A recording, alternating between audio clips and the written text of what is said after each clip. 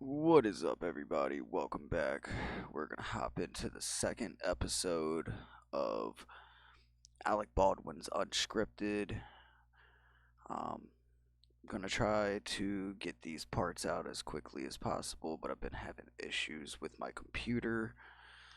So we got 36 more minutes to get through on this. We're probably gonna cover about 15 minutes or so of it between my breakdown and showing this, so let's get into it because this is the second time I've tried to record tonight and I don't know what happened to my other recording. In the crew of the film was when Luber said, well, we have some issues here. Lane Looper, the first camera assistant, would email production managers a resignation letter later that Kinda night, came back a little citing bit. safety concerns. So this wasn't the Quote, last one. During the filming of gunfights on this job, things are often played very fast and loose. So far, there have been 2 accidental weapons discharges. He also wrote about concerns about reasonable rest and housing for local crew with long commutes to the set. But that's When the he only quit, thing he wants now, to talk about. the day before that happened, we wrapped. And he came up to me and he said, thank you for the position you've taken on behalf of IATSE and the union on social media. I said, my pleasure. This photo, posted by Helena, showed the cast and crew in solidarity with IATSE, the International Alliance of Theatrical Stage Employees, which had been on the verge of a strike. And Alec posted this on Instagram. And I want to say to the people in IATSE, do what you need to do. You want to go on strike? Go on strike. Because I'll tell you something about the executives. They don't give a about you. He said, because we have some issues here. Because the executives don't give a fuck about you. And he's one of the executive producers, so he's basically saying that about himself.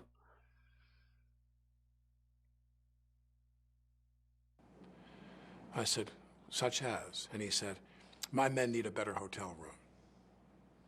There was no mention of safety issues. He didn't say anything about the accidental discharges on set? He didn't say anything about anything other. He goes, my men need better hotel rooms. I said, well, we're leaving, we're wrapping. Will you be here tomorrow? He said, yes. Because what I was about to do, which I've done on any number of films and TV projects. And mind you, he said what he was about to do. So that means that he didn't get around to doing it. And that's why these people did not show back up the next day. Because all this shit that he's about to say is a lie that he never said. And he probably said a whole bunch of other shit. And that's why they didn't show up the fucking next day. Was to give more of my salary back to the production to pay for X. And I was about to say to him, let me know what it would be to B&B you guys in a house that's closer to the... Yet again, used, I was about. Not that I did, no, that I was about to say. Fuck you, Alec. You deserve to rot in the fucking pit that you dug yourself into. And you're just digging yourself fucking deeper, buddy. We can address your problem. I will be happy to contribute to that. The next day they were gone. So you had no sense from anyone on the set that people had been stretched to the point where safety was compromised? No. I never heard one word about that. None. He always tries to use this shit that, oh, I didn't know every time it's down to a safety concern or something like that. Like, dude, you hired half of the people in this shit.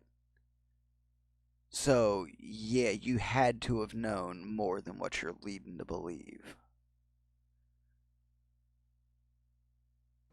Rust producers told ABC News Mr. Looper's allegations around budget and safety are patently false, which is not surprising, considering his job was to be a camera operator and he had absolutely nothing to do with or knowledge of safety protocols or budgets.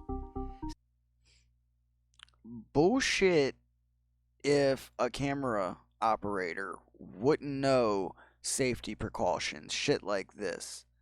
I'm sure that he's been in more movies than this, in the making of. So how are you to say what he doesn't know?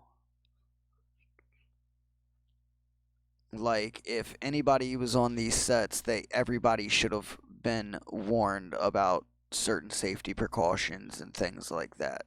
So why wouldn't one of the camera people know about that shit?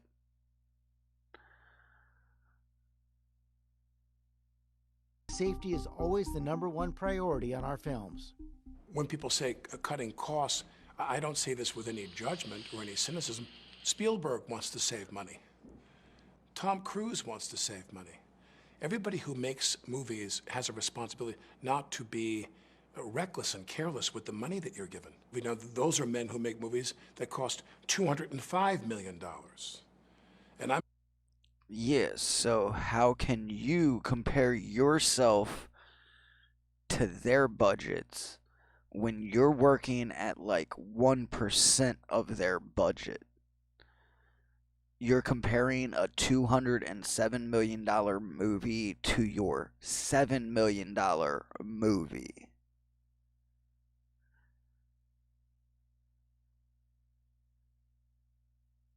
making movies that cost $5 million or The question, though, thereabouts. is were costs being cut at the expense of safety? Fuck and security? yeah! In my opinion, no, because I did not observe. In my opinion, no, but I don't know. But because I don't know, I know for a fact that it didn't happen. Yeah, that makes a lot of sense, Alec. Any safety or security issues at all in the time I was there. Thursday, October 21st, Baldwin posts a photo of himself in costume on Instagram. Back to in person at the office. Blimey, it's exhausting. That morning, Looper and 6 other crew members walked off the set. Filming continued with a replacement camera crew. Scene 118 in the church was slated for after lunch. Everybody there was having a positive experience. People who Doesn't are sound watching the like show, it. people who are back home, you have no idea how unique an environment a motion picture set is. It's kind of, there's an instant familiarity. The amount of care, these are people who are professionals who have really good jobs in a field they love. And I looked at all these people and I see how hard they work.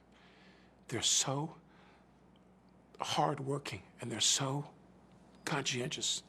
And you're around people and you're part of one of the great collaborative processes in the world. He's basically half crying here. Everyone moving like a watch to get everything done. And when you kind of, I don't make that many movies anymore because movie making demanded that I travel and I didn't want to leave my family.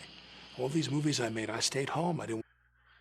So he's talking about not making a lot of movies, but then here probably I'd say it'll be in like the part 3, but this motherfucker goes and makes mention to going to be making working on another set, starring in another show or a movie within a year.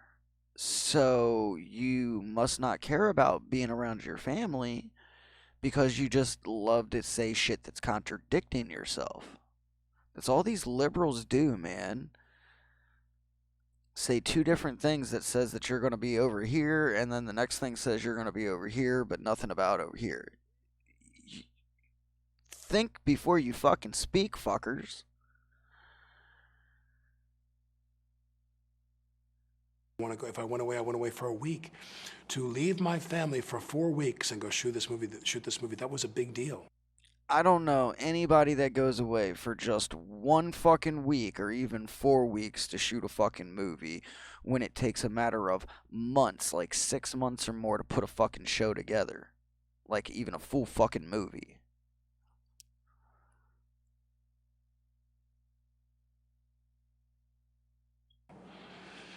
And I'm sitting on this pew. And so help me God. I sat on that pew right before they called lunch, and I said, this movie has made me love making movies again. Because I used to love to make movies. I did. You know,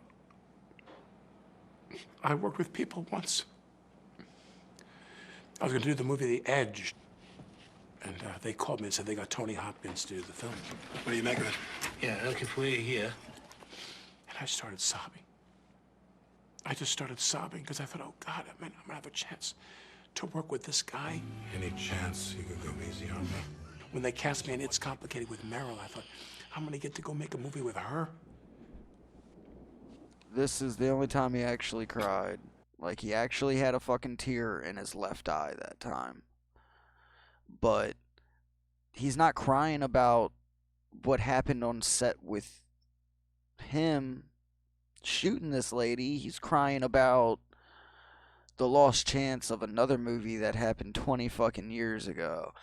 And talking about starring in a film with fucking that one woman that's probably 10 or 15 years ago. That's the shit that he's crying about. He ain't crying about the current shit going on. He don't give a fuck about any of them people on that set. He don't give a fuck about Helena or any of them.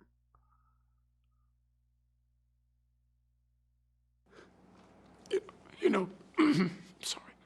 You know, people, they have their dreams. No matter how old you are, you have your dreams. He actually Of people broke you up wanna talking work about with. his And this movie dreams. made me love making movies again. I really thought we were onto something. Well, apparently it didn't make you love making movies again because you talk about not making any movies. You don't care if you make any movies after this. And then you go on to say shit about going and making another fucking movie a few months from now.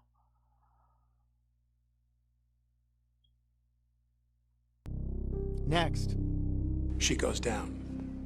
I thought to myself, did she faint?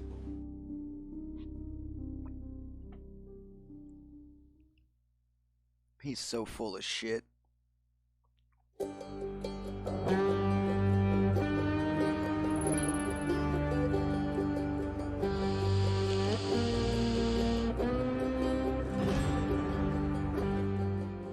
it was the 12th day of their 21-day shoot. That day, I did exactly what I've done every day on that movie. Baldwin was preparing for his next scene, a shootout inside this wooden church. Which is probably going to end this movie. Set the scene right before that happened. You're sitting in a pew in the church. Right. What's the scene supposed to be? The scene is the two guys are there who have got me, cornered, and they think I'm shot pretty bad, and I'm kind of wilting, and they have a gun, and the sound outside distracts them, and I then draw the gun, cross-draw out of my holster, pull the gun up like that, and start to cock the pistol, cut. I'm handed a gun, and someone declares, they said, this is a cold gun. Dave Halls? The first AD. In my years on the sets of film, hot gun meant that there was a charge in there, and cold gun meant there was nothing in there. When he's saying this... And mind you, any of the training that this motherfucker's talking about receiving has not been from any actual licensed firearm trainers. All these trainings that he keeps on calling training is instructions from people that bring these guns on the set, like the prop people. They're paid to supply the movies with the types of guns they need. They shouldn't be responsible for training these people because they're technically not licensed to train people with firearms. You should have to have like a NRA licensed person there to train these fuckers about this shit. You should have somebody there to make sure all that shit gets handled properly and to stop them if they're doing something improper. This is a cold gun. What he's saying to everybody on the set is, you can relax. The gun is empty. That's what cold gun means. Well, cold gun means there's no charge in there. There could be dummy rounds. A dummy round looks like a real bullet, but is completely inert. It contains no explosive charge. And you were rehearsing that scene. Was it an actual rehearsal? There's some disagreement about that, whether it was a formal rehearsal at that time. This is a marking rehearsal where I'm going to show her. She's standing next to the camera. She's like this. You're me. She's got a monitor here. The camera is here filming that way. She takes a monitor that And this is the most fucked up part of this whole thing. And this is when he's basically trying to blame the victim for her getting shot. trying to place all the blame over onto her to get it off of him. It is his monitor, the operator, and turns it toward her. It swivels, and she says to me, hold the gun lower. Go to your right. Okay, right there. All right, do that. Now show it a little bit lower. And she's getting me to position the gun. Everything is in her direction. She's guiding me through how she wants me to hold the gun for this angle. And I draw the gun out, and I find a mark. I draw the gun out, I find a cut. And what's really urgent is the gun wasn't meant to be fired in that angle. So if you're shooting directly into the camera lens, you're not aiming. I'm not shooting into the camera lens. I'm shooting just off. Just off. Right, in her direction. I'm holding the gun where she told me to hold it, which ended up being aimed right in below her armpit. It was what I was told. I don't know. What I was told, but I don't know yet again. I don't fucking know. What do you know? What was the point in even trying to get this interview to happen if you don't know half of the fucking questions they're going to ask your ass? But I'm going to wrap it up here. We're 16 and a half minutes in, so this will give me at least time to get the outro in. So please be sure to hit the subscribe button. Please be sure to hit the like button, whether you're on YouTube or Rumble. Help me grow these channels. But I'm going to save this next stuff for part 3 and call it a night on this. But I am your boy Fat Mike, signing out. Keep a lookout for part 3 and 4. Till next time, deuces.